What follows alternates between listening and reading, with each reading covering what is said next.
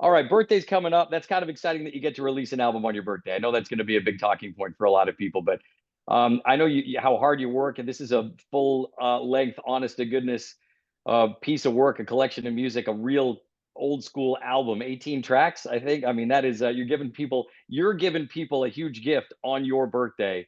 What made you want to dig in and do such a significant body of work as an album release?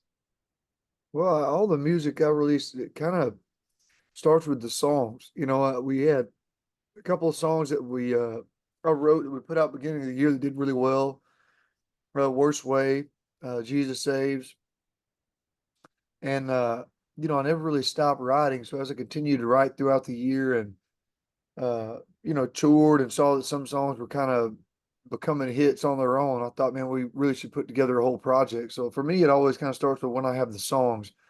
I don't get sent a ton of outside songs because I write so much. So, when I do get enough, I think it's worth going to try to get a project together. We kind of get in the studio. I love that. Rather than just letting them sit there and hope that another project comes up next year, you're like, let's get them out. We got them ready. Let's go. Yeah, my mindset's kind of like while people are listening, and showing up to shows, we need to try to put out Yeah, as much and as good music as we can. yeah, it's good stuff, man. Let me ask you about Ella Langley and your connection with her. I think the this is kind of a really it's a good story for her. And the interesting fact is that the song we're playing it a ton right now, your duet with her.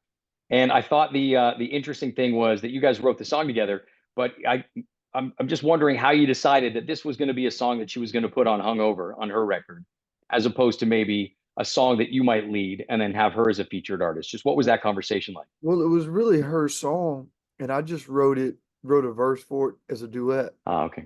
Yeah. It was played for me, and I thought it was cool. I certainly didn't know it was going to be a song that was a hit like this. I don't think anybody did. I Yeah. just thought, I could kind of see it as a duet, and maybe us being on tour together, might give the song a little extra spark. Talking verses were so traditional. I didn't know if that would uh would work for everybody, but it was such a hooky chorus and stayed in your head. So it's been crazy to see that song become a really big hit. I think there's always room, like every now and again, there's always room in the, I don't know, in the zeitgeist for like a little call and return kind of talk back song, it's old fashioned in the best way possible. It definitely is. It's always the more I think about it, the fact that a song that's that traditional sounding can win today is very hopeful. Hopeful is a good word for what's going on in the industry. I think right now, I'm sure that you are seeing, even if it's a cover that you decide to whip out one night or something like that, or something that's a little bit older that maybe you think that might not grab people right away. The thirst for traditional country music is definitely out there. You must be feeling that. Oh yeah, yeah. I think that's sort of how I'm relying on that so I can keep having a Yeah. career. I don't really know how to write any other way, and uh, yeah, it's definitely making a swing back in that direction. And that's a cool thing to see. Is this kind of the sentiment of the music that you're putting together, particularly on the new record? Is the sentiment an old school kind of sentiment? Do you think, like in keeping with the traditions of country music that's on your album? There's definitely a lot of that in there. For me, Yeah. uh, what I always try to do is when I make an album, I want it to have a lot of different types of songs on it. I think I always lean towards the more sad story type ballad songs. That's usually what I write. And it's nice to have some tempos, some things that make people feel other emotions, besides just riding around crying in their car all day. So I try to put a lot of different types of songs on there, and I think if you're not constantly trying things musically that are a little bit, different and trying to sway a little bit, that you eventually it'll get a little monotonous to people. So there's some stuff that me and Dan did that's a little different for me, and then there's some really traditional stuff, and I think that's what makes it a good, well-rounded project. Well, I mean, even the title track and the fact that you chose to name the album "Don't Mind If I Do," that's a throwback phrase, don't mind if I do. It's got a real kind of like you almost hear somebody like physically bowing almost when they say it, a little bit. There's a nod of the head and a real kind of a respect to that phrase. Yeah, I love writing songs that are common phrases I heard growing up, especially ones that my granddaddies used or, the old guys we hung Yeah, around. Uh, yeah. and I thought that was an interesting title for an album. Makes people like, I want to go listen to that album, see what it's about. Well, and it's almost like, yeah, it's like you're gonna listen to that. Don't mind if I do. Unleash all of these songs on your ears. You know, Yeah. Yeah. it's pretty good, man. I like it. I like that you're connected to the traditions in the old school kind of way. It's good, but I mean, you're obviously doing it sonically and the production wise in an incredibly contemporary way. But there's a real acknowledgement to this stuff that's come before. Well, I think music's always going to change in this genre, melodically, but it's uh it's cool to be able to kind of tip your cap to how it started. And for me it started with Roy Acuff and George Jones and Merle Haggard. So although my stuff's quite a ways from that, it's nice that there's a little bit of hint of that in there. Can you tell me a little bit about the just about the song, like of what it means? Don't mind if I do. What the song's all about, where it came from.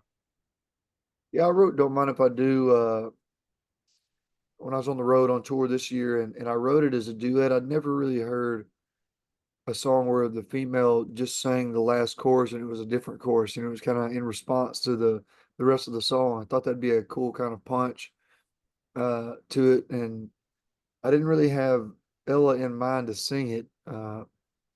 We were having so much success with that other song. But I did ask her to come out of the studio and put a vocal on it just to hear a female's vocal, make sure my keys were right and all that. And she did such a great job. I couldn't picture anybody else doing it any better. So it's great to have two very different types of songs that are, being successful with her. You said make sure your keys are right. Is that a good thing? Is that like a tool that vocalists use? Bring somebody else in, see if the harmonies kind of click, that the math works really for the Uh, music. well, I would like to say yes and act like I know a lot about what real musicians do. What I did was I sing everything really low because that's where I live. Yeah. And I thought a female is going to have a much higher pitched voice. I want to make sure a girl could even sing this where I'm playing it at. So, I moved the capo around a little bit and found a spot, and I don't even know what key it's in. So I'm not very musically inclined. I just barely know how to play a guitar. And you found the sweet spot after a minute. That's it. That's it. There's a track on here that's obviously going to get some attention. You hooked up with Luke Bryan here for a track called "Real Problems." I'm sure it's gonna we're gonna have a hit with this one. Tell me a little bit about getting Luke on the project and what the song "Real Problems" is about. Well, I love to write titles that sound like they already should have been a song. And Real Problems was something that sounded like Brad Paisley wrote 10 years ago. Uh, and the song came Yeah. out great. And, one of the first things me and Luke ever did together was go fishing down in his lake, Tennessee. So I texted him the song and he texted me back very quickly and said, I'm in. And, it doesn't ever hurt to have Luke Bryan on a song, that's for sure. He just did some press and he was talking about the fact that when he's not working, he spends most of his time working on his fishing equipment at his house anyway, like re-reeling stuff and working on rods, making sure they're all ready. So this seems an appropriate track for an appropriate guy. Yeah, it's definitely a true song to him, I think. I think he could probably appreciate that. Gotcha. Um, Birthday plans? I mean, this comes out on your birthday. I know there's only 365 days in a year, so if you keep releasing albums long enough, it's going to happen eventually. But this is kind of a special one, man. I'll be in Indio, California for a show on my birthday. Uh, got a couple of shows on the West Coast and then fly to the East Coast to New York. So I'll be out on the road, and uh it's always exciting when you put out new music to be able to sit and watch and look at responses, see how the crowd reacts, and it's nice to be out playing shows when that happens because you can immediately see what the favorites are. And no, we have a little bit of time to go, but the spring, something to look forward to. That's the Damn Country Music Tour, and you're launching things in Canada. Canadians have embraced you since pretty much since they heard of you. So you must be stoked about starting the tour up here. Yeah, it doesn't feel like Canada anymore. That was such a foreign place to me when I was starting out. I was so wasn't very well traveled. And now that I've been up there and played some and seeing how the response has been, it feels like it's another place I'd go play in the US. It's been really great to have that and let that little circle that I kind of started in Northeast Alabama keep getting bigger. It's awesome, man. I'll leave you with just something I always like to find out from people what your favorite movie is. Do you have a couple of favorite? You don't have to pick one, but just people. I can usually like learn a lot about people by what kind of stuff they like to watch or movies that stick with them. You got any? Tin Cup. There you go.